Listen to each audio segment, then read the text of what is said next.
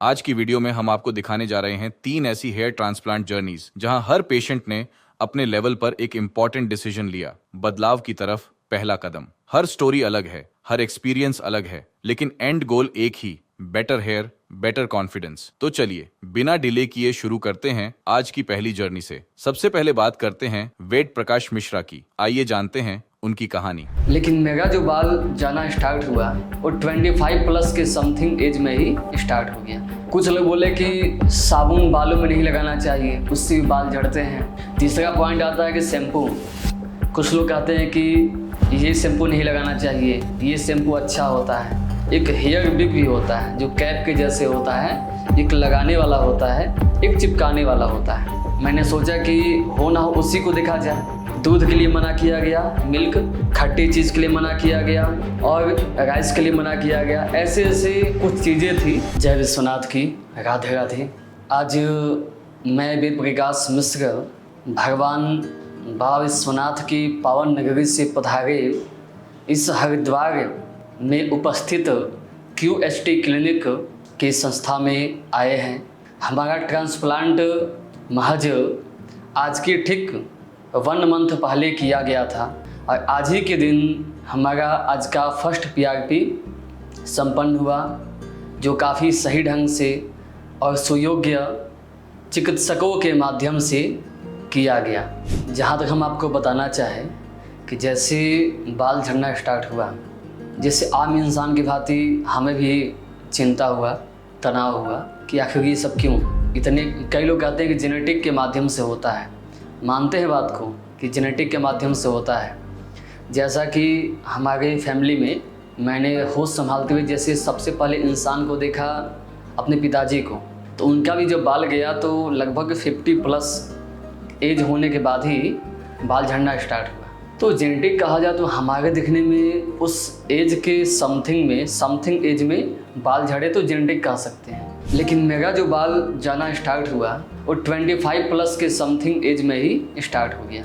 कहाँ 50 प्लस और कहाँ 25 प्लस, काफ़ी लॉन्ग डिस्टेंस है।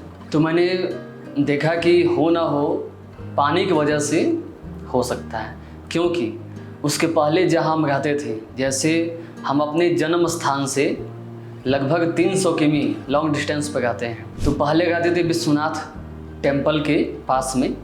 वहाँ पे भूमिगत पानी यानी कि जो सबमर्सिबल का पानी होता है, जब तक उस पानी को यूज़ किए नहाने के लिए या पीने के लिए या जैसे भी यूज़ किए तो बाल बिल्कुल परफेक्ट था। लेकिन जैसे सप्लाई पानी को यूज़ किए, माने जगह परिवर्तन के माध्यम से सप्लाई पानी को यूज़ किए, तब से बाल झड़ना स्टार्ट हो गया। एक दिन मैं ऐसे ही नहा के आया था। बाल झाड़ते वक्त जो बालों में हाथ लगाते हैं ना, ऐसे हाथ लगाते हैं, तो हमारे हाथों में मतलब कि एकाधिक मात्रा में बाल दिखाई पड़े जो झड़े हुए थे।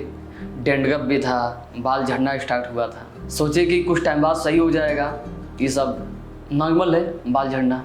लेकिन आए दिन बाल झड़ना उसका मात्रा बढ़ने ही लगा, घटने की अपेक्षा बढ़ने लगा। मैं सोचा कि हो ना हो पानी में समस्या आ सकता है।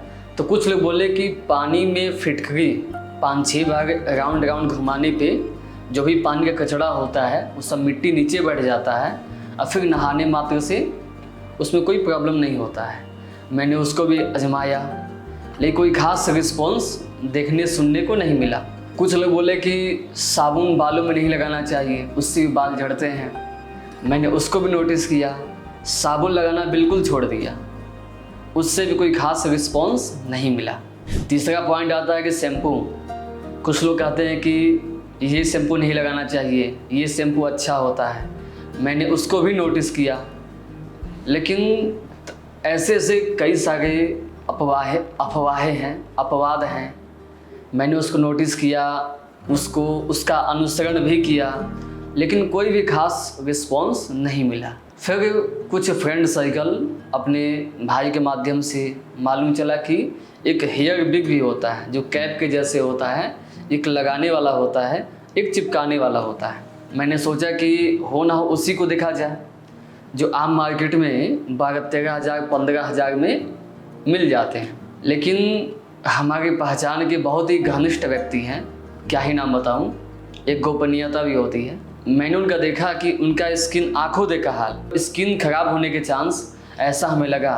तो उन्होंने स्वयं बताया कि इसको लगाने से बहुत पेन होता है कभी कभी, और ऐसा लगता है कि माथे पे बहुत ज़्यादा बोझ वजनी चीज़ लदा हुआ है, कोई जकड़ा हुआ है माथे को। तो उनके बातों को सुनने के बाद भी मैंने उसको कैंसिल किया कि नहीं, ये भी फ़ायदेमंद नहीं है। लास्ट में हमारे घनिष्ठ मित्र, वो भी ब्राह्मण ही है, जात और कर्म दोनों से, उन्होंने कहा कि ट्रांसप्लांट सबसे विशेष फ़ायदेमंद और टिकाऊ है, जो विदाउट पेन तो हालांकि ट्रांसप्लांट के टाइम होता है हल्का फुल्का, बिल्कुल ना के समान, जैसे चींटी काटती है उसके जैसा होता है।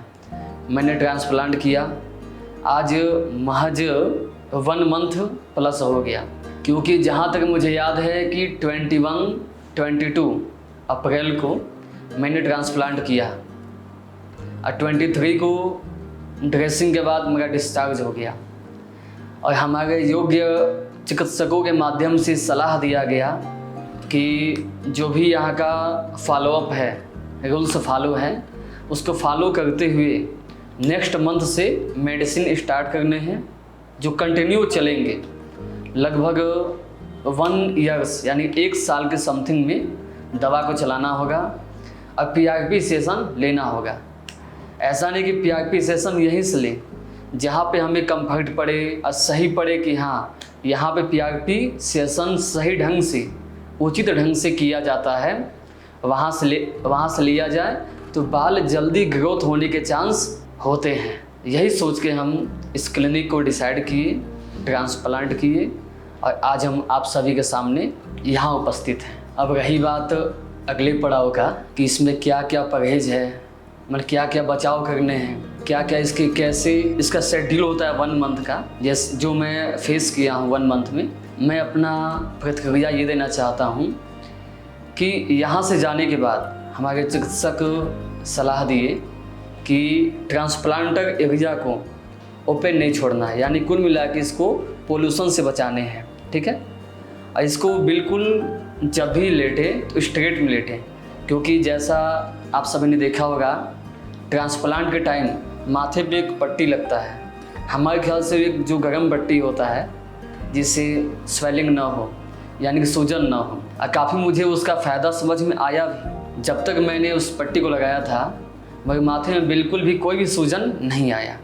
तो जहाँ तक मेरा मानना है कि चिकित्सकों ने अपना जो भी रूल्स फॉलो के लिए बोला था, यदि उसको फॉलो किया जाए तो कोई भी प्रॉब्लम फेस नहीं होगा।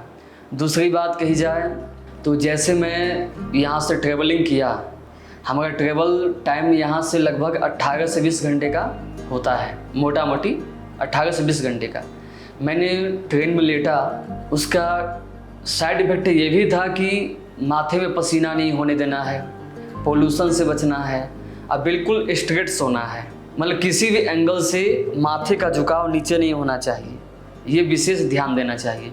क्योंकि चाहे हम ये करवट लेके सोएं या जैसे भी सोएं या झुक के देखें या फ़ोन ऐसे चलाते हैं, तो किसी भी एंगल से इसका झुकाव नीचे न हो।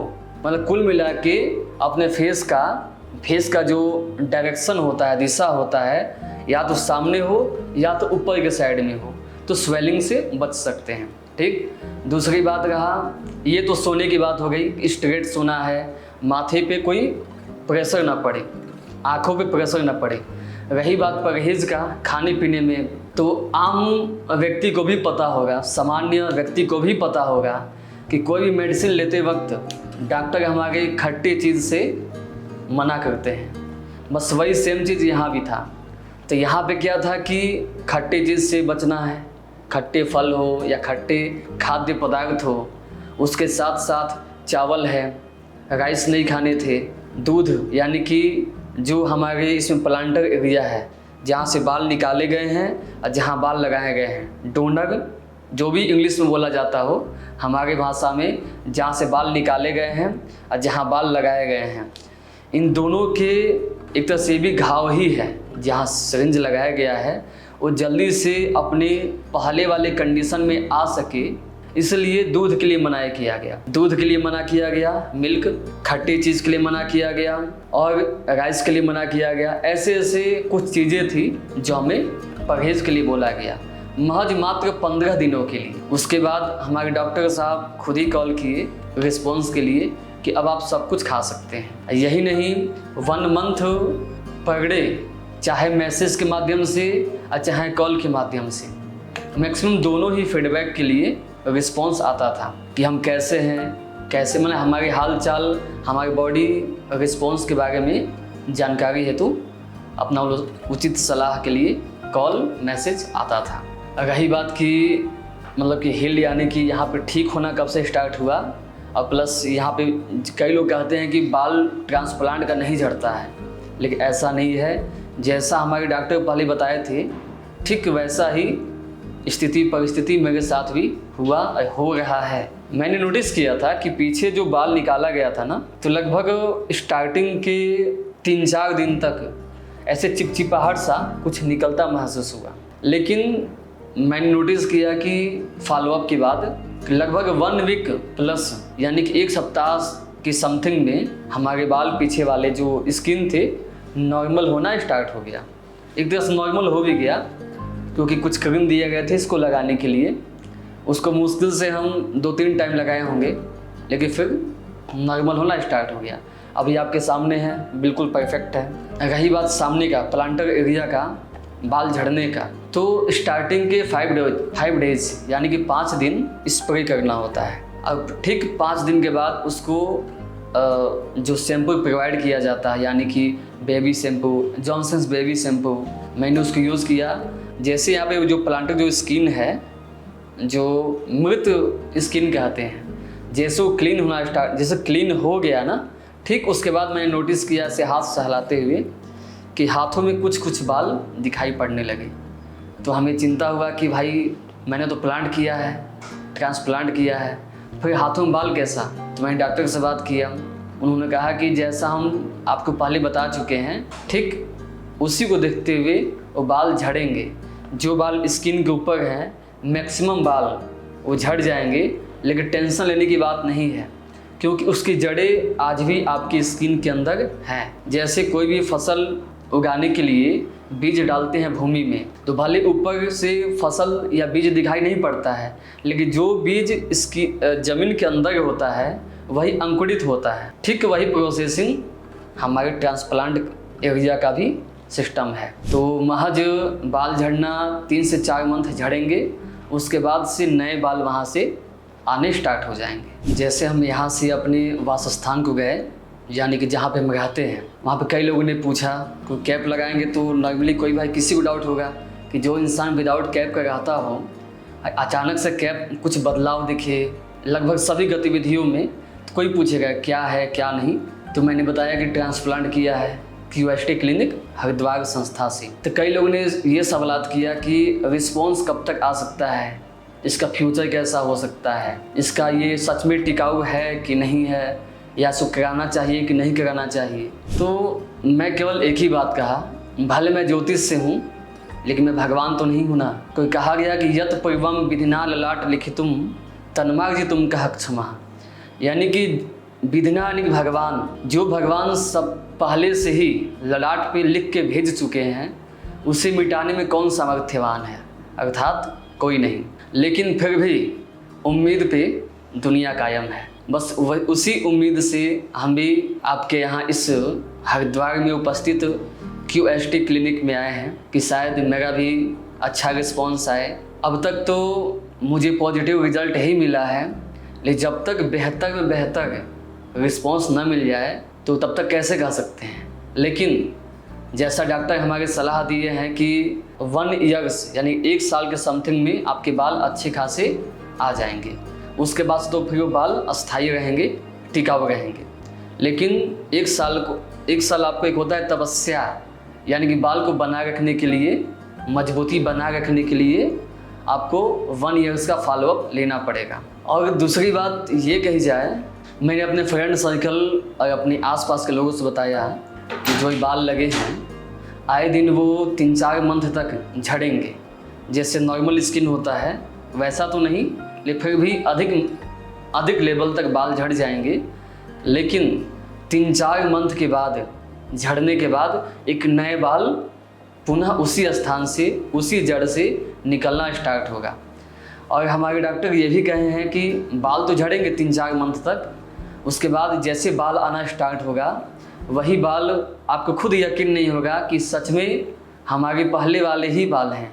इसी विश्वसनीयता के साथ हम आपको बताते हैं और जनता जनार्दन को भी बताते हैं कि जैसा मेरा उम्मीद है मैं आप सभी के साथ हमेशा बना रहूँगा, क्योंकि मेरा ये मानना है कि भले लॉन्ग डिस्टेंस हो या जो भी हो, कोई भी चीज़ एक जगह से हो तो काफ़ी अच्छा है, विश्वसनीयता है। तो भले मैं बनारस काशी से आया हूँ, भले लॉन्ग डिस्टेंस है, लेकिन मेरा ये मानना है कि पीआरपी और मेडिसिन एक ही जगह से हो तो काफ़ी अच्छा है। अब रही बात पीआरपी सेशन का, तो आज मेरा फर्स्ट पीआरपी रहा। कई लोग बोलते हैं कि काफ़ी पेन होता है, ऐसा नहीं है, लेकिन क्योंकि पीआरपी में जो टाइम लगता है महज 5 से 10 मिनट का पीआरपी सेशन होता है। क्योंकि आज मेरा फर्स्ट दिन का एक्सपीरियंस बताना चाहेंगे कि यहाँ से मेरा ब्लड निकाला गया। क्या है कि यहाँ से ब्लड निकाल के, जैसा हमारे चिकित्सकों ने बताया कि इसमें कुछ प्लाज्मा पता नहीं क्या क्या होता है, अब डॉक्टर की भाषा डॉक्टर ही जाने, मतलब कि यहाँ से ब्लड निकाल के इस बालों में उसको क्या कहते हैं कि सिरिंज नीडल के माध्यम से उसमें इंक्लूड किया जाता है। वही शायद हमारी भाषा में पीआरपी सेशन होता होगा। रही बात चिकित्सकों के व्यवहार का, बिहेवियर का, तो लोग उस अंतराल में भी हमारे हाल चाल पूछते रहे और पेन कैसा है, कैसा नहीं है, पेन ज़्यादा है कि कम है, पेन बोले तो दर्द ज़्यादा है कि कम है, वो लोग अपना खास ख्याल रखते हैं। उसमें कोई भी कमी नहीं है, कोई भी शिकायत नहीं है। अब तक का जो भी मेरा एक्सपीरियंस था, अनुभव था, 1 महीने तक का, हम आप सभी को विचार साझा किए। अब मिलते हैं अगले नेक्स्ट पीआरपी सेशन। जैसा हमारे डॉक्टर बताए हैं कि स्टार्टिंग के 3-4 मंथ तक पर मंथ पीआरपी सेशन लेना है। उसके बाद डिस्टेंस लेवल पे, यानी गैपिंग पे महज 3 महीना 6 महीना के गैपिंग लेवल चिकित्सक बताएंगे, उसके हिसाब से पीआरपी सेशन लेना होगा। तब तक के लिए आप सभी हमारे इस QST क्लिनिक चैनल पे बने रहें, और नेक्स्ट टाइम जब हम आप सभी के बीच आएंगे पीआरपी सेशन के लिए, तो फिर से अपना विचार साझा आप सभी के समक्ष करते रहेंगे। तब तक के लिए जय विश्वनाथ की, Radhe Radhe. Thank you for QST clinic.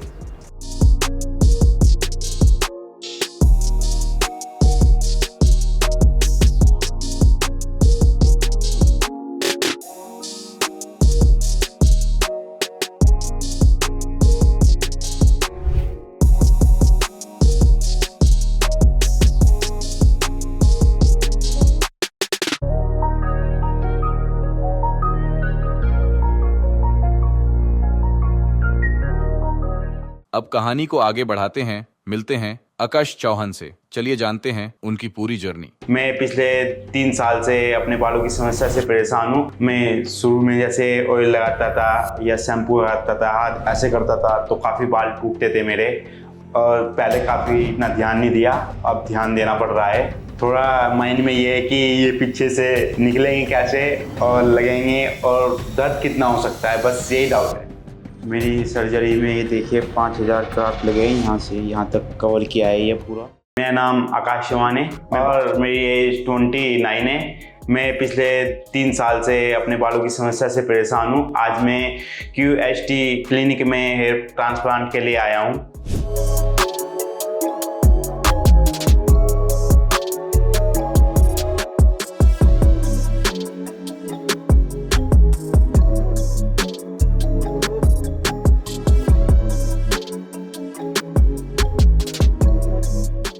मैं शुरू में जैसे ऑयल लगाता था या शैम्पू लगाता था, हाथ ऐसे करता था तो काफ़ी बाल टूटते थे मेरे, और फिर ये धीरे धीरे कम होने शुरू हो गए। फिर मैंने कैप ओढ़नी शुरू की, तो कैप की उससे ये हेयर ट्रांसप्लांट की वो आ गई है। आज मैं हेयर ट्रांसप्लांट के लिए आया हूँ। ये जेनेटिक भी है थोड़ा हेयर, और ये खाने पीने की समस्या से भी ज़्यादा लगता है मेरे को आया है। मैंने इसके लिए कुछ ज़्यादा ट्राई भी नहीं किया, बस जो घर में ऑयल लगाते हैं वो यूज़ किया है, और पहले काफ़ी इतना ध्यान नहीं दिया, अब ध्यान देना पड़ रहा है। मैं हेयर प्लांट्स के लिए पिछले 1 साल से सोच रहा हूँ, और एक भैया हैं उन्होंने भी ये QHG से कराया है, उनका रिजल्ट बढ़िया है। उन्होंने पिछले 2 साल पहले कराया था, रिजल्ट बहुत अच्छा है, उन्होंने ही बताया है मेरे को यहाँ के बारे में। थोड़ा हेयर से लाइफ स्टाइल में भी थोड़ा फ़र्क पड़ता है, जैसे हर जगह कैप पहन के जानी पड़ती है ब्याह में, शादी में या कहीं भी, और कॉन्फिडेंस भी थोड़ा कम होता है उससे, इसलिए अच्छा नहीं लगता। आज मैं यहाँ पे आया था, मैंने डॉक्टर साहब से बात की, उन्होंने मेरी कंडीशन देख के बताया कि आपको 5 या 6 हज़ार क्राफ्ट लग सकते हैं। मेरे को लगता है कि हाँ, वो मेरी कंडीशन के हिसाब से सही हूँ। थोड़ा माइंड में ये है कि ये पीछे से निकलेंगे कैसे और लगेंगे, और दर्द कितना हो सकता है, बस यही डाउट है। QHT में रिजल्ट अच्छा है मेरा, और पहले जैसा हो जाए और कॉन्फिडेंस पहले जैसा रहे मेरे में, ये सोच के आया हूँ। ये हेयर ट्रांसप्लांट के लिए मैं घर में बोल के आया हूँ, और घर में वाले भी बोल रहे हैं पहले से करा लो, वो भी खुश हैं इस चीज़ से, उन्हें भी अच्छा लगा, आज मैं इसीलिए आया हूँ। और अब मैं अपनी हेयर ट्रांसप्लांट के लिए जा रहा हूँ, बीच बीच में जो भी प्रोसेस होंगे मैं आपको बताता रहूँगा। जुड़े रहिए आप मेरी जर्नी से। थैंक्स।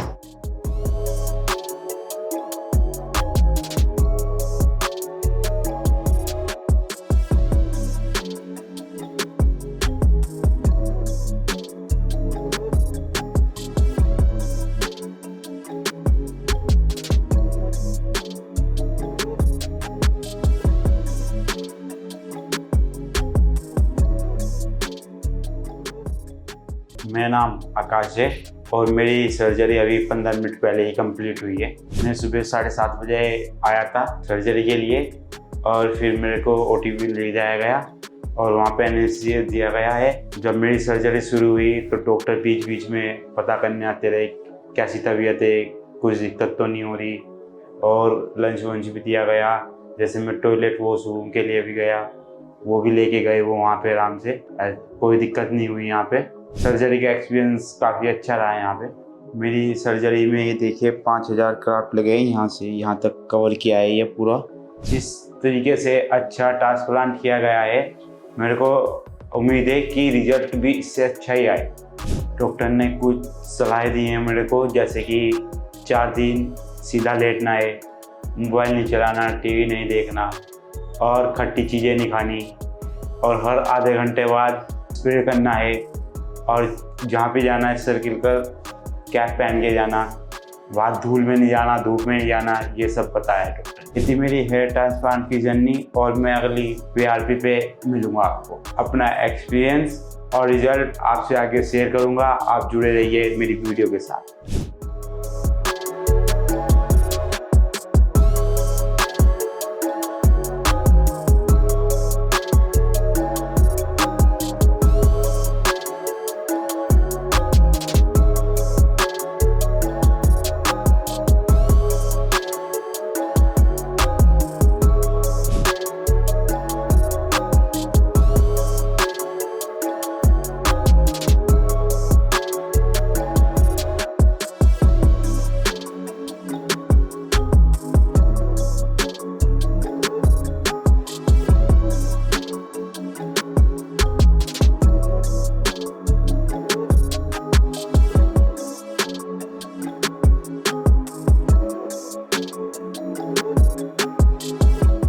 और अब इस वीडियो का फाइनल सेगमेंट, मुजम्मिल की स्टोरी। आइए जानते हैं उनकी पूरी कहानी। बाल जब उड़ जाते हैं, मतलब हेयर फॉल हो जाता है, तो बहुत चेंज होता है। बंदा कहीं ना आने का, ना जाने का, पार्टी भी या कहीं भी नहीं जा सकता। बंदा शर्मिंदगी होती है बहुत ज़्यादा। घर वाले भी थोड़ा सा मना कर रहे थे, क्योंकि देखो पता नहीं होता ना। तो मैंने देखा, यूट्यूब पे भी देखा, बहुत सारे क्लिनिक देखे हैं, लेकिन बेस्ट मेरे को ये देखा। बस ये ज़्यादा होने लग गया, फिर सोचा बस एक बार मैं अपना ट्रांसप्लांट करा लेता हूँ।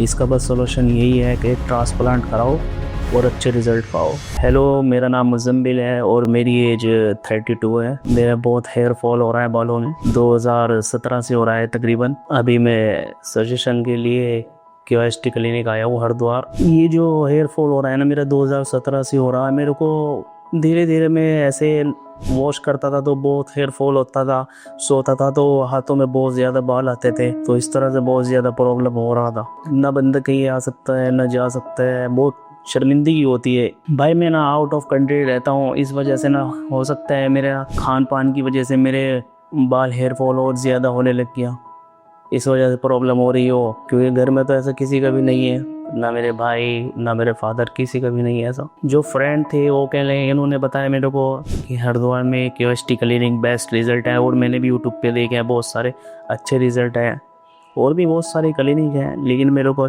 बेस्ट लगा इधर इसका रिजल्ट, तो मैंने सोचा इधर बेस्ट रहेगा, तो मैं इधर आ गया हूँ जी। ये भी मैंने कोई भी ऑयल, ये बहुत सारे शैम्पू, ये कर ले वो कर ले, भी ऐसा कुछ भी नहीं किया मैंने। कोई मेडिसिन नहीं ली, कोई तेल नहीं लगाया, कुछ भी नहीं। अभी बस जैसा है वैसा ही छोड़ दिया इसको।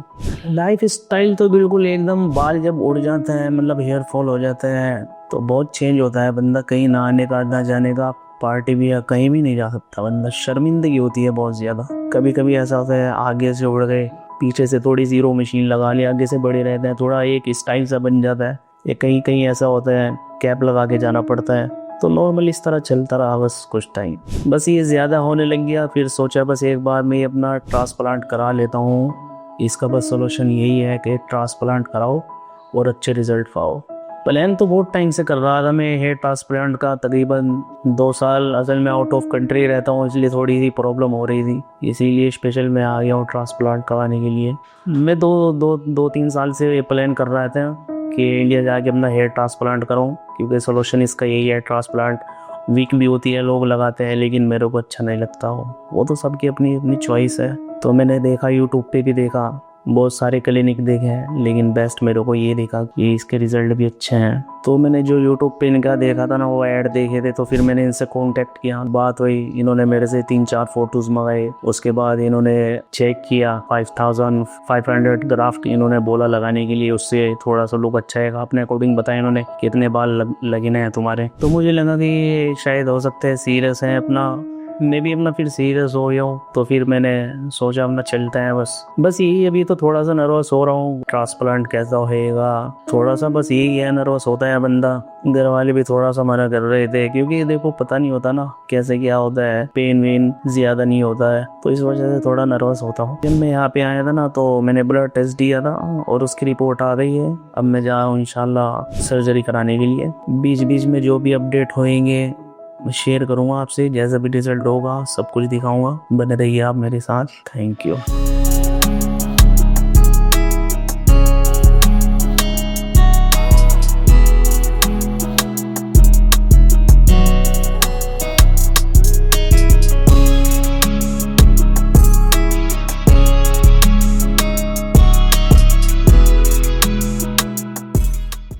हेलो दोस्तों, कैसे हो आप सब? ठीक हो? मेरा नाम मुज़म्मिल है और मेरा अल्हम्दुलिल्लाह आज हेयर ट्रांसप्लांट कंप्लीट हो चुका है। तो बहुत ही अच्छा प्रोसीजर रहा। थोड़ा पहले नर्वस था कैसे क्या होना है, लेकिन अल्हम्दुलिल्लाह थोड़ा बहुत पेन होता है बस, लेकिन सब अल्हम्दुलिल्लाह। बीच बीच में डॉक्टर पूछते रहते पेन तो नहीं हो रहा, कुछ खां भूख तो नहीं लग रही, सारी चीज़ें पूछते हैं वो। बहुत अच्छा लगा है, सब कुछ बढ़िया है। सर्जरी मेरी कंप्लीट हो चुकी है, ये देख सकते हैं आप। इंशाल्लाह उम्मीद है रिजल्ट बहुत अच्छा रहेगा। सर्जरी कंप्लीट हो चुकी है, 5500 ग्राफ्ट लगे हैं, थोड़ा बेड से भी लिए गए हैं, तो आज कंप्लीट हो गया है। किसी भी चीज़ के लिए अल्हम्दुलिल्लाह कोई परेशानी नहीं है। स्टेप बाय स्टेप डॉक्टर पूछते हैं, किसी चीज़ की कोई प्रॉब्लम तो नहीं है। बहुत ही साफ़ सफाई, बहुत ही ख्याल रखा जाता है, केयर की जाती है। हर टाइम डॉक्टर हर 5 मिनट बाद पूछते हैं, नर्स से पूछती हैं, कोई प्रॉब्लम नहीं है मेरे हिसाब से। तो एक फ्रेंडली तौर पे, जैसे होता है ना फ्रेंड के तौर पे, मतलब पेशेंट से मिलते हैं हर 5 मिनट बाद। तो मेरे को तो बहुत अच्छा लगा है सब। बस यही है, सर्जरी के बाद थोड़ी केयर करनी होती है, धूल मट्टी से थोड़ा सा बचना होता है। बाकी मसाले वगैरह गर्म चीज़ें नहीं खानी, कुछ टाइम तक अच्छे से केयर करनी है, टाइम पे मेडिसिन लेनी है और अपना केयर करो बस। अच्छा है अपना, जितनी केयर होगी, सब्जियां खाओ, फ्रूट्स खाओ, ये चीज़ें बताई हैं डॉक्टरों ने। बाकी सब ठीक है। बाकी मेरी सर्जरी कंप्लीट हो चुकी है। अब आगे जो भी रिजल्ट आएगा इंशाल्लाह मैं ज़रूर दिखाऊंगा आपके आने वाला रिजल्ट।